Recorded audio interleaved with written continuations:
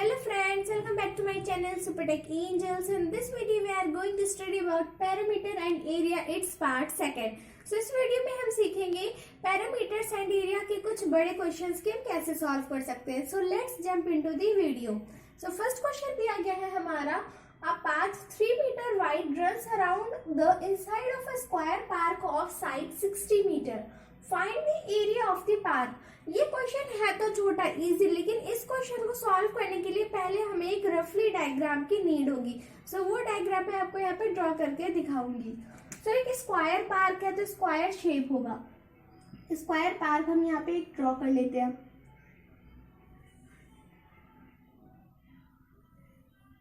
ये हो गया हमारा एक स्क्वायर पार्क. अब हमें क्वेश्चन के अकॉर्डिंगली डायग्राम ड्रॉ करना. अब स्क्वायर पार्क है लेकिन इसमें कुछ और भी चीजें करनी है. A path 3 meter wide runs around the inside of a square park. यानी कि 3 मीटर का एक पाथ है जो कि पार्क के इनसाइड बना हुआ है. सो 3 मीटर है. सो ये जैसे हो गया हमारा पाथ.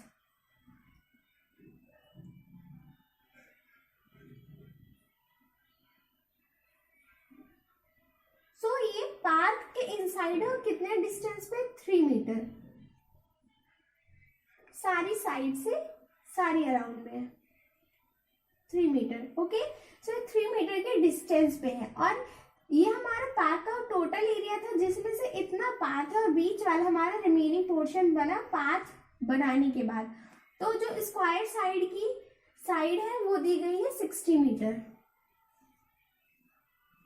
ओके, सो अब हमें इस क्वेश्चन में पाथ का एरिया फाइंड करना है. सो अगर आप अपने माइंड में ये सेट करें कि हमें बिना किसी फॉर्मूले को भी आप सारे निकाल दें अपने माइंड से. आप एक सिंपल क्वेश्चन की तरह इसे सोचें कि अगर हमें पाथ का एरिया फाइंड करना होता तो हम क्या करते. सिंपल है, हम जब पूरे स्क्वायर में से अंदर का रिमेनिंग स्क्वायर माइनस कर देंगे तो हमारा साइड का पाथ निकल आएगा, यानी पाथ साइड का पोर्शन निकल आएगा. सो वही हमें करना है. पहले हमें एरिया ऑफ टोटल निकालना है, फिर रिमेनिंग वाला निकालना है. सो पाथ आ जाएगा. सो हम यहाँ पे लेट कर लेते हैं. इनके साइड्स के कुछ हम नाम दे देंगे. सो जो बाहर वाला हमारा स्क्वायर पार्क है उसको नाम दे देते ABCD. AB and CD. अंदर भी है एक स्क्वायर तो इसका भी नाम देना पड़ेगा. सो मैं इसको PQRS दे देती हूँ. PQ and RS. सो अभी हमारा डायग्राम कंप्लीटली ड्रॉ हो चुका है. अब हम इस डायग्राम के अकॉर्डिंगली हमारा क्वेश्चन सॉल्व करेंगे. सो पहले हम एरिया निकालेंगे बाहर वाले पोर्शन का. सो एरिया ऑफ, अब हम स्क्वायर पार्क नहीं लिखेंगे, स्क्वायर पार्क की वजह से हम कंफ्यूज हो जाएंगे. तो हम लिखेंगे area of square ABCD. Area of square ABCD. सो पहले तो यहाँ पे मैंने यहाँ पे एरिया लिख दी. यहाँ पे पहले हम साइड दिखाएंगे कि साइड क्या है. साइड पहले मैं आपको साइड यहाँ पे शो कर दूं. साइड दी गई है 60 मीटर. अब साइड हमारी पता है तो ही हम एरिया फाइंड कर सकते हैं. सो एरिया ऑफ स्क्वायर ABCD अब हम फाइंड करेंगे. सो एरिया क्या होता है फॉर्मूला. अगर आपने मेरा फॉर्मूला वाला वीडियो नहीं देखा है तो लिंक डिस्क्रिप्शन में आप अभी जाकर उस वीडियो को चेकआउट कर सकते हैं. सो आते हैं हम फॉर्मूले पे. तो फॉर्मूला है हमारा side into side. Side into side. So इस फॉर्मूले के बेस पे हम सॉल्व करेंगे. तो 60 मीटर मल्टीप्लाई बाय 60 मीटर. सो हो गया हमारा 3600 मीटर स्क्वायर. ओके, सो ये हमारा एरिया आ गया ABCD का. अब हमें रिमेनिंग पोर्शन का एरिया फाइंड करना है. अब देखो हमें रिमेनिंग पोर्शन का यानी PQRS का एरिया फाइंड करना है. सो PQRS के एरिया के लिए हमें उसकी साइड पता होनी चाहिए. तो हम साइड कैसे पता करें. अब आप ये कंफ्यूज हो रहे होंगे. सो देखो side of square PQRS. Side of square PQRS का हमें फाइंड करने के लिए जैसे हम एक साइड ले लेते हैं. ये नीचे वाला पोर्शन हम ले लेते हैं. ये जो हमारी साइड है वो 60 मीटर की थी. 60 ये नीचे ये जो हमारी वाली साइड थी ये 60 मीटर की है। अब उसमें से हुआ क्या है, जो इधर से 3 मीटर माइनस हो गया और ऊपर से भी 3 मीटर माइनस हो गया, तभी तो हमारा रिमेनिंग पोर्शन बचा। तो हमें 60 मीटर से ऊपर और नीचे -3 कर देना है। -3 + 3, यहाँ से भी माइनस हुआ है और यहाँ से भी माइनस हुआ, सो हम दोनों 3 को प्लस करके 60 से माइनस कर देंगे। सो ऐसे हमें अंदर वाले PQRS की साइड पता चल जाएगी।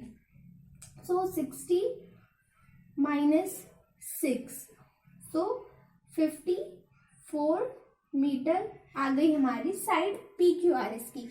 अब तो हमारे लिए इजी हो गया फाइंड करना PQRS का area. So area of PQRS क्या हो जाएगा, side into side. So 54 metre into 54 metre,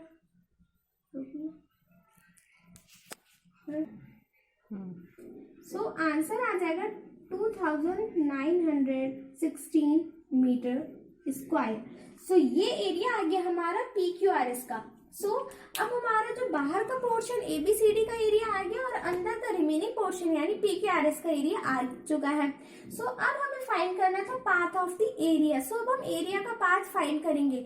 यहाँ पे स्पेस कम है, सो मैं ये सारा जितना मैंने लिखा है ये मैं रब करके फिर आपको दिखाऊंगी। सो एरिया ऑफ पाथ हम फाइंड करेंगे। जो हमने पहले जो मैंने रब कर दिया, सो उसमें हमारा जो एरिया ऑफ स्क्वायर ABCD था वो निकला था 3600 मीटर स्क्वायर और एरिया ऑफ PQR निकला था 2916 मीटर स्क्वायर। तो मैंने जैसे बताया ABCD में से हमें PQRS माइनस करना है, सो हमारा पाथ आ जाएगा, पाथ का एरिया। यहाँ पे पाथ फाइंड करना है। सो एरिया ऑफ पाथ,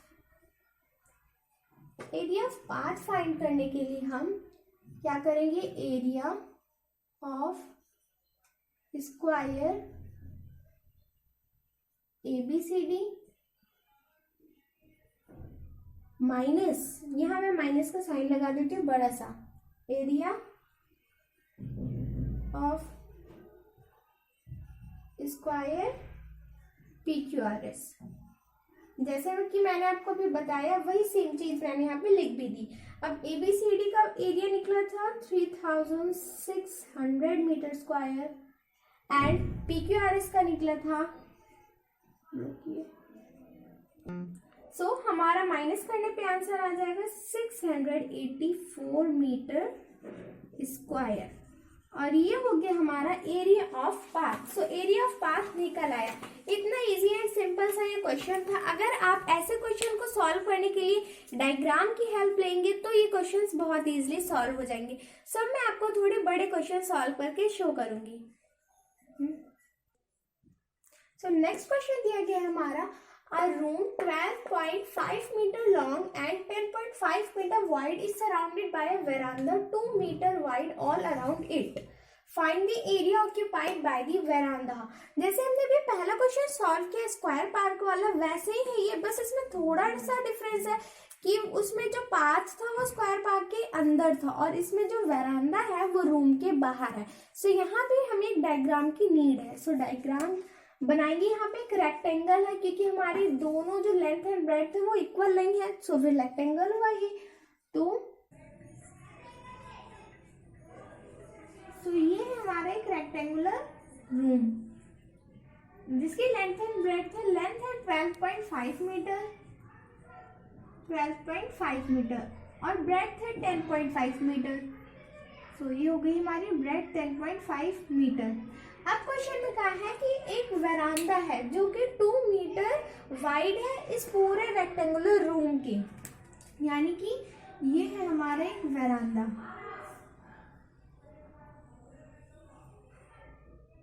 ओके, अब ये कितना मीटर वाइड है, 2 मीटर, सारी साइड से 2 मीटर वाइड है।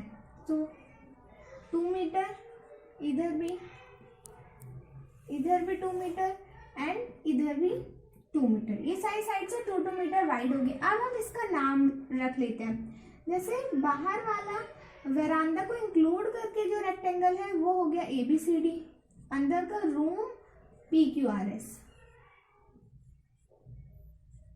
ठीक है, अब हम इसे सॉल्व करेंगे। सो पहले हम रूम का एरिया निकालेंगे। तो यहां लिखेंगे लेंथ ऑफ रूम की लेंथ क्या है 12.5, breadth of room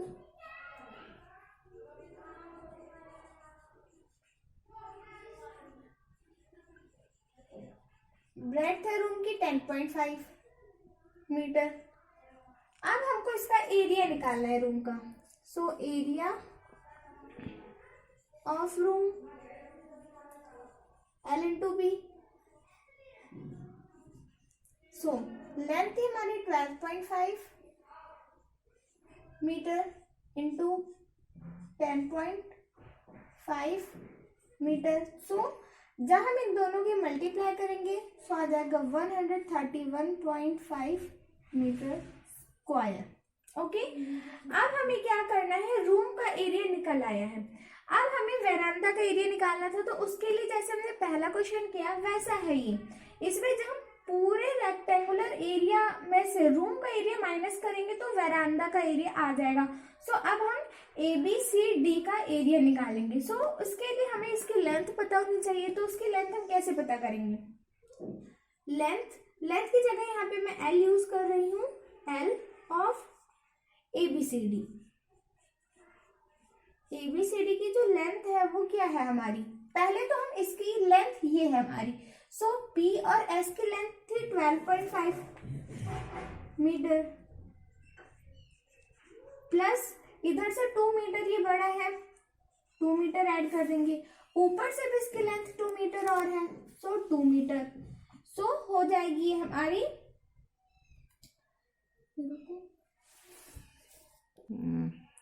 16.5 metre square आ जाएगी हमारी ABCD की लेंथ। अब ब्रेड्थ देखेंगे हम, ब्रेड्थ की जगह मैं B यूज कर रही हूँ, breadth of ABCD। So ABCD की ब्रेड्थ निकालेंगे। सो ब्रेड्थ थी हमारी 10.5 metre, 10.5 metre plus 2 metre plus 2 metre, सारी साइड हमने 2 प्लस कर दिया था। सो इसको ऐड करने पे आ जाएगा 14.5 मीटर स्क्वायर। ये क्वेश्चन ऐसे हो गया अभी, लेकिन ये कंप्लीट नहीं हुआ। अब हमें जो बाहर ABCD रेक्टेंगल है इसका एरिया निकालना है। सो इसके एरिया के लिए जो हमारी लेंथ और ब्रेड्थ है इसकी मैं इंटू कर दूंगी। सो अब इस क्वेश्चन में हमें ABCD का एरिया निकालना है। सो ABCD का एरिया जो हमने पहले किया था उसमें लेंथ आई थी हमारी 16.5 और ब्रेड्थ आई थी 14.5 मीटर। सो अब जब हम इन दोनों का L इंटू B करेंगे सो हमें एरिया पता चल जाएगा। एरिया आएगा हमारा 239.5 मीटर स्क्वायर।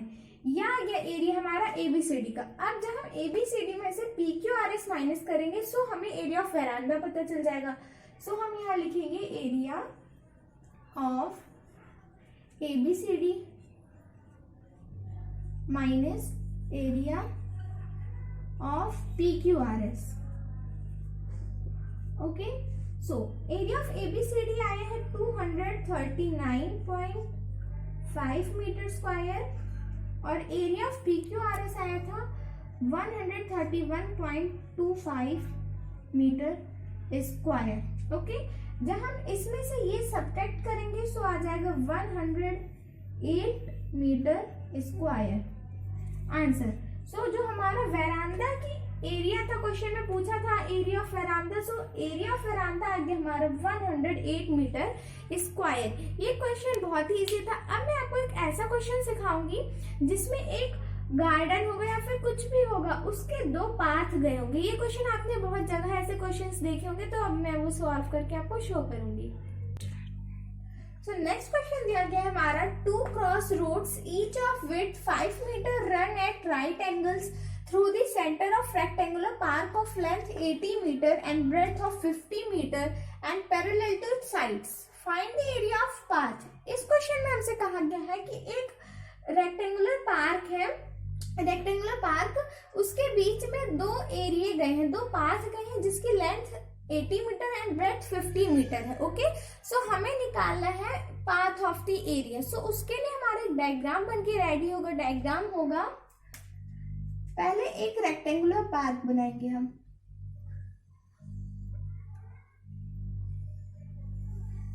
ये एक सो हमारा डायग्राम है यहाँ पे, ये हमारा एक डायग्राम बन गया है। इस डायग्राम में ये हमारा एक पाथ है और ये हमारे दो पाथ पैरेलल हो रहे हैं क्योंकि तो एक दूसरे के ऊपर से गए हैं।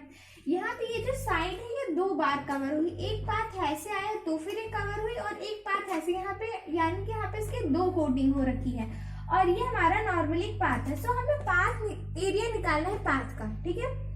सो पाथ का एरिया के लिए पहले हम यहाँ करेंगे, यहाँ पहले लिखेंगे area of path. Area of path निकालने के लिए हमें क्या करना पड़ेगा, area of PQRS plus area of EFGH। तो एरिया ऑफ GH में से हमें माइनस करना है एरिया ऑफ KLMN क्योंकि ये हमारा एक कॉमन रीजन है। अब एरिया ऑफ PQRS हम निकालेंगे। सो एरिया PQRS निकालने का L/B होगा। तो लेंथ जो हमारी इस यहाँ की PQ की है वही होगी हमारी 50 मीटर। ओके, सो लेंथ हो जाएगी हमारे यहाँ 50 मीटर। सो P यहाँ लिखेंगे PQ इंटू लेंथ है हमारी PQ और PR है हमारी ब्रेड्थ 5 मीटर। सॉरी, यहाँ पे हम PR ही लिख देंगे। नेक्स्ट स्टेप में हम इसका लेंथ और ब्रेड्थ मेंशन करेंगे। Then plus area of EFGH। So EF की हमारी क्या आ जाएगी ब्रेड्थ 80 मीटर, यानी कि EF